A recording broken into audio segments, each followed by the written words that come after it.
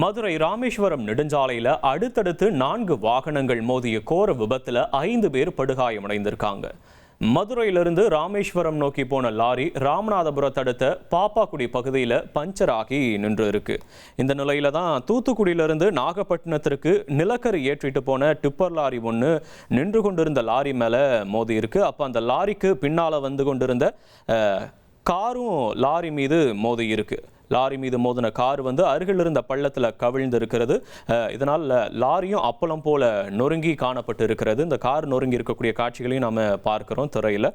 சங்கிலி தொடர் போல 4 வாகனங்கள் வந்து ஒன்றோடு ஒன்று மோதி மிகப்பெரிய விபத்து ஏற்பட்டு இருக்கு. இந்த விபத்தில் காரில் பயணம் செய்தவர்கள் அப்புறம் லாரி ஓட்டுநர்கள்னு 5 பேர் வந்து படுகாயமடைந்து சிகிச்சைக்காக ராமநாதபுரம் அரசு மருத்துவக் கல்லூரி மருத்துவமனைக்கு அழைத்து செல்லப்பட்டு இருக்காங்க. இனி செல்லும் இடமெல்லாம் செய்தி. தந்தை டிவியின் வாட்ஸ்அப் சேனலை ஃபாலோ பண்ணினா செல்ல இருக்கும் இடமெல்லாம் செய்தி. இதோ QR கோட் இப்பவே ஸ்கேன் பண்ணுங்க, ஃபாலோ பண்ணுங்க.